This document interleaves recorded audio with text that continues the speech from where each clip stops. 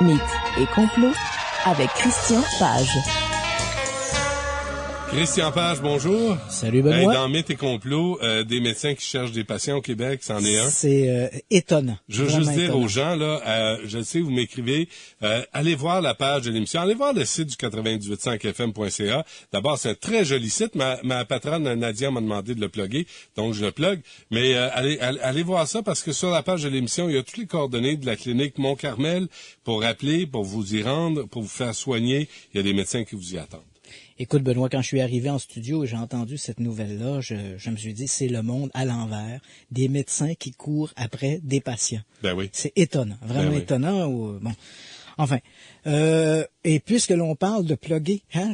Ben, plug donc. Fais-tu une conférence, toi? Oui, effectivement. Donc, as-tu des danseuses, des chanteuses? Non, je serai seul sur scène. Est-ce que tu jongles? C'est déjà beau quand même. Oh, quand même. Surtout si tu mets ton kit Elvis. Oui, c'est ça. Vas-tu mettre ton kit Elvis? Je sais pas. Peut-être des lunettes fumées. Nadia, es-tu contente? J'ai plugué le site de l'émission, là. Bon, c'est correct. Ah, OK. Donc, à mon tour de plugger. Donc, Vas-y. effectivement, comme je l'ai mentionné déjà à quelques reprises, le 11 février prochain, Oui. à la base militaire de Longue-Pointe. Un samedi. Oui, c'est un samedi, donc au coin de Hochelaga et L'Angelier.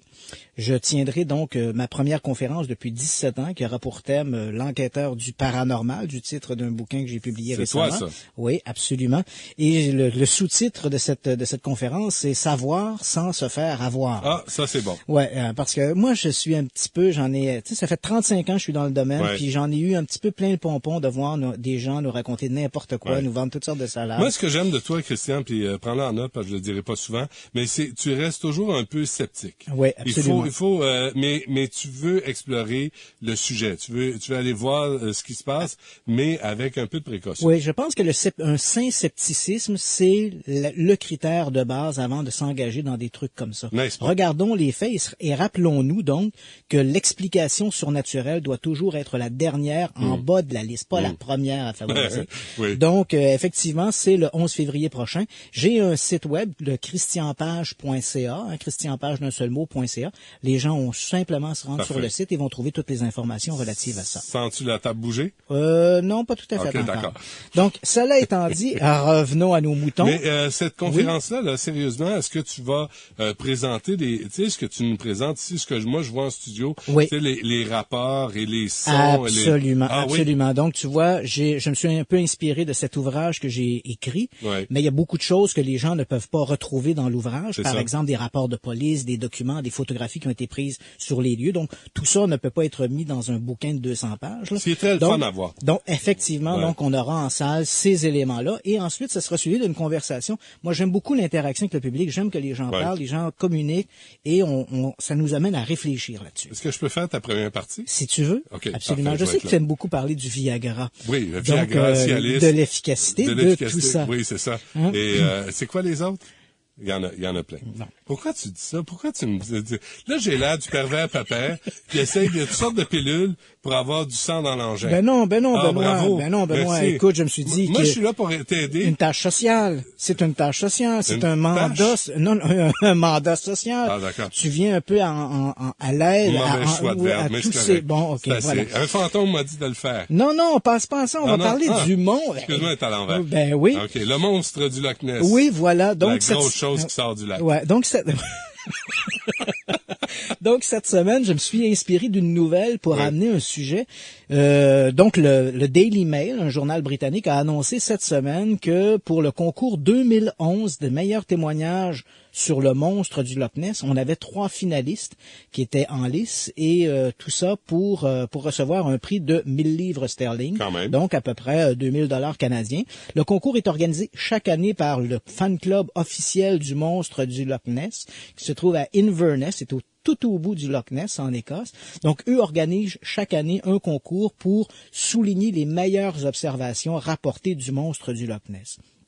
Et puis, il y a quelques semaines, alors qu'on parlait un peu on badinait autour de la cryptozoologie, l'étude de ces créatures mystérieuses et inconnues, incluant le très célèbre Chupacabra. Chupacabra, oui. Tu m'as lancé un peu comme ça, tu dis, écoute, on n'a jamais de preuves, c'est vrai que dans le cas du monstre du Loch Ness, il faut d'abord déterminer qu'est-ce qu'on entend comme preuve, mais je vais te montrer aujourd'hui qu'on peut faire de la saprée bonne science avec des choses qui peuvent paraître au départ assez farfelues. L'exemple, moi je pense qu'on peut aborder n'importe quel sujet de l'étrange, les tables qui bougent, on en a beaucoup parlé ces derniers mois ici au Québec, les fantômes, les ovnis, tous ces sujets-là, il n'y a rien de ridicule dans ces sujets-là. C'est la façon dont on aborde ces sujets-là, de quelle façon on va décortiquer l'information, et le monstre du Loch Ness en est un excellent exemple.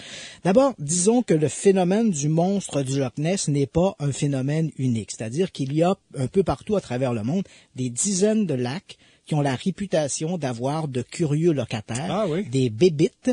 Ici au Québec, deux d'entre eux se distinguent. On connaît tous, bien sûr, le lac Memphrey Magog en Estrie. D'ailleurs, je te souligne que l'an dernier, le gouvernement canadien, en fait, la monnaie royale canadienne, ont frappé une pièce de 25 cents à l'effigie du monstre du lac Memphrey Magog. C'est bien laid. Hein? C'est quand même le fun, laid, quand même. Donc, de voir que ça fait partie un peu de notre culture. Comme une anguille, hein? Oui, c'est ça. Donc, on n'est pas là pour prendre position, mais c'est des choses qui sont amusantes. Ça fait partie de la culture populaire. C'est la reine de l'autre bord. Ça fait peur. Tu t'étais trompé de côté. Le monstre était de l'autre bord. Excusez-moi à tous les monarchistes. Oui. Donc, excusez-nous. Donc, on a donc le monstre du lac Memphrey Magog. On a également Punic. Punic, c'est le nom d'une créature mystérieuse qui entrait les eaux du lac Poenegamuk, qui se trouve dans le Témiscouata, je crois, tout près de la frontière du Maine. Et là aussi, on parle d'un mystérieux animal que des dizaines de locataires autour des riverains racontent avoir vu depuis 20 ou 30 ans dans les eaux du lac. Donc, et au Canada, on a aussi apparemment un monstre dans le lac Manitoba. On en a un également dans le lac Okanagan. Et tu sais que uniquement ici au Québec, c'est quand même le fun de mentionner ça. Il y a quelques années, un ouvrage, il y avait deux auteurs, Michel Murger et Claude Gagnon, s'étaient penchés sur le phénomène des monstres des lacs du Québec et ils avaient recensé au moins une quinzaine de lacs uniquement au Québec où il y a des récits d'apparition de monstres lacustres. Donc, on le voit, c'est un phénomène excessivement répandu. C'est-tu drôle, ça? Mais effectivement, lorsque l'on parle de ces créatures, aucune ne peut rivaliser avec la super vedette du monde des créatures lacustres, le monstre du Loch Ness. Donc, allons-y un petit peu d'abord sur un aspect un peu historique. On va situer tout ça. Le Loch Ness, c'est un lac qui fait 39 km de long par 1,5 km de large. Il se trouve dans les Highlands d'Écosse. Et la River Ness, donc qui est au bout du Loch Ness, elle se jette dans la mer du Nord. La profondeur maximale, c'est un lac excessivement profond. Il fait 258 mètres de profondeur à son point le plus profond. Et puis, bon, évidemment, depuis de très nombreuses années, des gens affirment avoir vu une créature dans ces eaux sombres. Disons aussi que le monstre du Loch Ness, contrairement à Memphrey ou contrairement à Punic, c'est devenu pour l'Écosse une véritable industrie. Chaque année, écoute bien ça, chaque année, on engrange des sommes de 200 millions de dollars par des touristes venus uniquement sur les bords du Loch Ness pour espérer voir la mystérieuse créature. Donc, d'une certaine façon, il est important d'entretenir le monstre. Je comprends.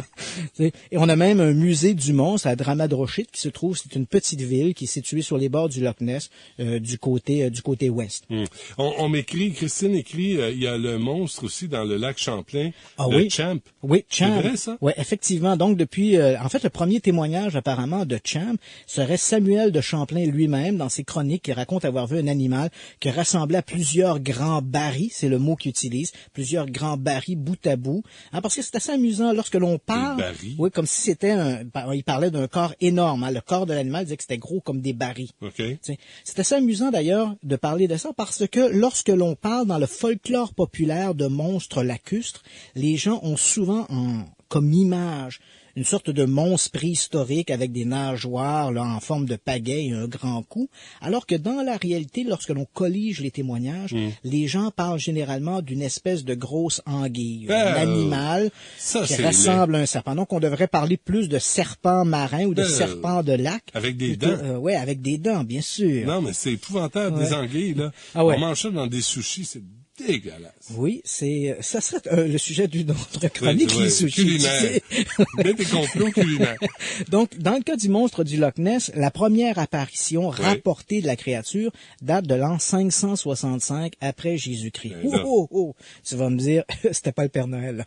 Ça fait quand même loin. C'est dans les chroniques d'un saint local, Saint Colomban, qui s'était rendu sur les bords du Loch Ness dans le but d'évangéliser les Pictes. C'était un groupe de païens. Et Saint Colomban raconte qu'alors qu'il se trouvait sur les bords du Loch, une créature mystérieuse est sortie de l'eau, une sorte de dragon d'eau. Et puis évidemment, on retrouve ici toute l'empreinte du catholicisme. Saint Colomban aurait fait un signe de la croix et l'animal serait retourné dans les eaux. Etc. Mais on a... Effets spéciaux ici. Oh! C'est dommage que là, on n'avait pas l'image. Ouais, on va nettoyer le micro après, par exemple. Pas l'autre va attraper ma grippe.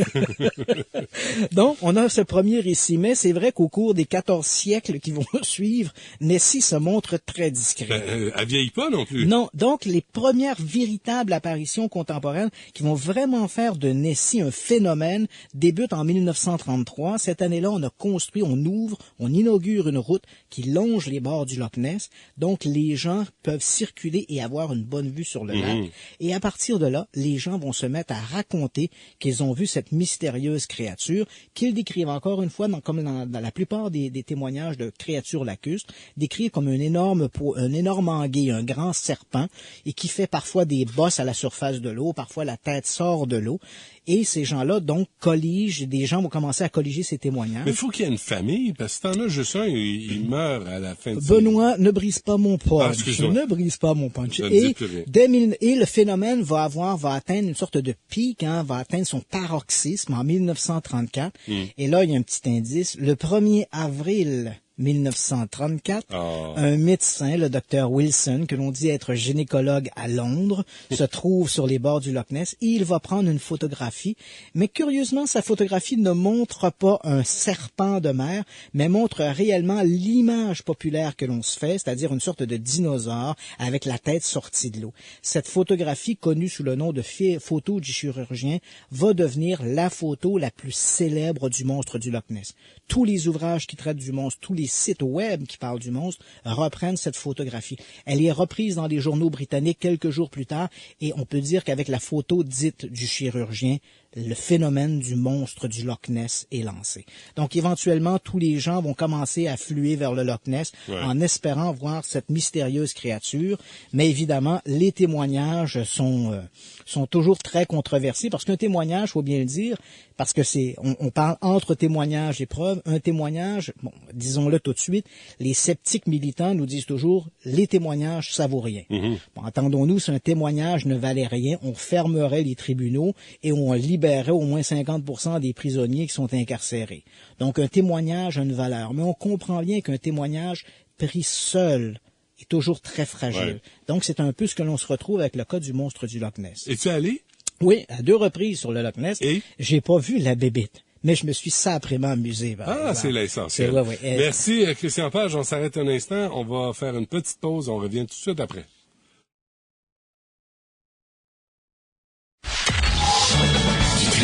L'après-midi avec Benoît Dutrisac au 98.5. Juste un mot aussi, les gens appellent à la clinique Mont-Carmel.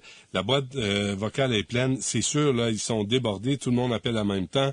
Donnez-leur une chance. Donnez-leur un peu de temps là pour se réorganiser. Mais ils vont vous soigner. Ils vont vous voir à court terme. Abandonnez pas. On parlait de la bonne science à faire avec un truc aussi farfelu a priori que le monstre du Loch Ness. Bon, parce que juste avant la pause, je disais, qu'est-ce qu'on a comme preuve? Ben, évidemment, on a des témoignages, on a également quelques photographies, des films. Mais c'est vrai que tout ça est très controversé. Qui plus est, la photographie la plus célèbre du monstre du Loch Ness, dont j'ai parlé un peu avant la pause, la photo dite du chirurgien, on a appris en 1993 que cette photographie-là, qui depuis plus de 50 ans maintenant circulait, cette photographie était un canular. En fait, c'était un groupe de joyeux lurons qui avait placé sur un jouet sous-marin une sorte de long cou d'une sorte de dinosaure. Ils ont placé le jouet dans les eaux du lac et puis ils ont fait partir le jouet, ils ont pris quelques photos et c'est devenu malheureusement la plus célèbre photo du monstre du Loch Ness. Ce qui est assez malheureux, c'est qu'avec l'exposition de ce canular, lorsque la presse s'est emparée de l'histoire, beaucoup de gens disent « Ah, le monstre du Loch Ness n'est finalement qu'une fraude ». attention, cette photographie-là, oui, est une fraude, mais ça ne veut pas dire que tout le sujet doit être envoyé au panier. Et qui plus est, on a également fait des bonnes recherches sur le Loch Ness. Des recherches qui nous ont appris beaucoup de choses. D'abord, il faut dire que déjà dans les années 70, on avait immergé des caméras dans l'espoir de photographier, de filmer le monstre du Loch Ness. C'est des expéditions qui avaient été menées par un milliardaire américain du nom de Robert Rhines, lequel avait fabriqué d'ailleurs des sous-marins, pas des sous-marins, mais des caméras qui ont été utilisées pour retrouver le Titanic en 1985. Donc, c'était pas un premier venu, là. C'était un type qui avait une bonne expérience. On a immergé ces caméras. On a capté des échos sonores de quelque chose sous l'eau, mais on n'a pas pu déterminer exactement ce que c'était. Quant aux images obtenues sous-marines, ce sont des images très controversées. Et puis, finalement, va arriver, à mon avis, ce qui est l'élément le plus marquant dans la recherche sur le monstre du Loch Ness, le projet Deep Scan. On est à l'automne 1987. Il y a un biologiste marin qui s'intéresse à l'énigme du Loch Ness. Il va mobiliser une vingtaine de petits navires. Chacun de ces navires est équipé d'un équipement sonore. Chaque navire est déployé. Je t'ai amené une photographie ici pour que tu puisses voir. Merci. Donc, ces navires sont déployés sur la largeur du Loch Ness. Ah oui. Comme chacun de ces navires a un sonar, ils placent les navires de façon à ce que le sonar de leurs voisins s'entrecoupe et crée une sorte de filet magnétique.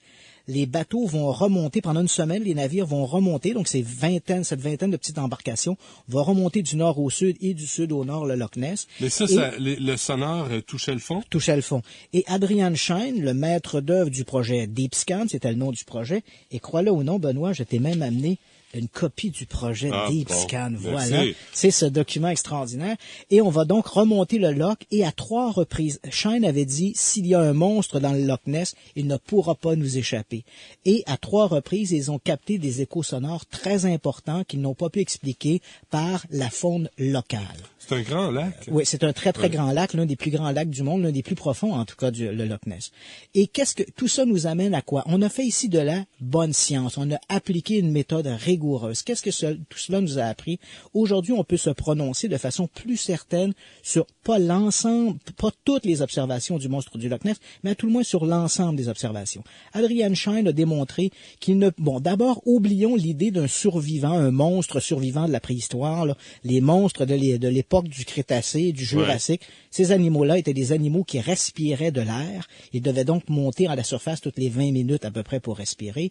Et évidemment, tu l'as mentionné en début de chronique, il doit bien y avoir de la famille. Il peut pas vivre cet animal-là depuis 15 siècles et qui plus est depuis des millions d'années. Donc, il doit pouvoir se reproduire. On parle donc pas d'un monstre, mais d'une communauté de monstres. Et Adrian Shine, avec le projet Deep Scan, a démontré qu'il n'y avait pas suffisamment de poissons dans le Loch Ness pour nourrir un groupe de gros animaux inconnus ou non de la science. Donc, il faut éliminer ça.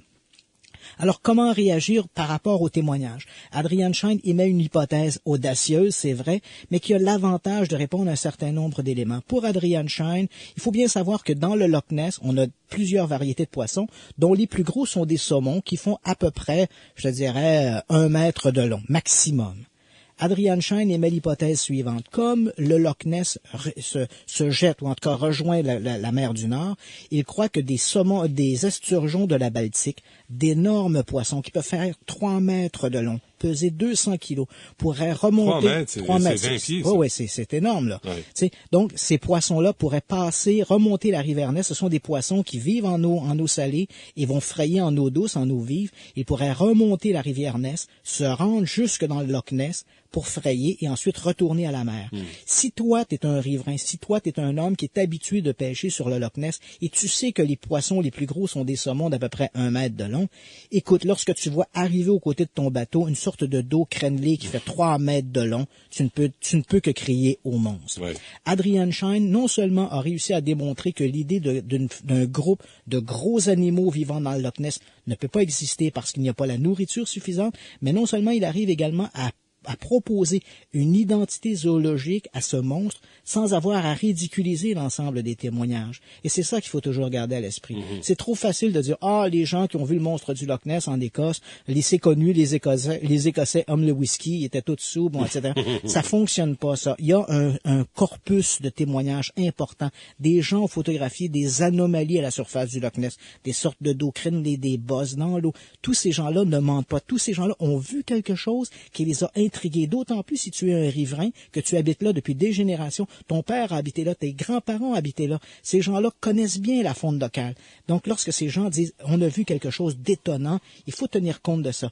Mais et, comme je l'ai expliqué en début de chronique, il ne faut pas toujours crier à l'explication surnaturelle. Il peut y avoir des explications rationnelles qui peuvent expliquer l'ensemble des témoignages. Et dans le cas présent, Adrienne Schein a proposé les esturgeons de la Baltique et jusqu'à preuve du contraire, je crois que ça demeure la meilleure explication pour l'ensemble des témoignages concernant le mont du Loch Ness. Qui vont frayer dans le lac. Qui vont frayer dans le lac et donc, retournent en eau vive ensuite lorsque les œufs éclosent. Ça fait un méchant steak, hein? Oui, absolument. 3 mètres de long. De poisson. Oui, absolument. Merci, Christian Page. Merci à Larry, à François, au pauvre Minou, il est malade, et à Alexandra. Et on refait ça demain dès midi. Il y a Paul Oud qui suit après les infos. À demain. Pour réentendre les entrevues de Benoît Dutrisac, 98.5fm.ca.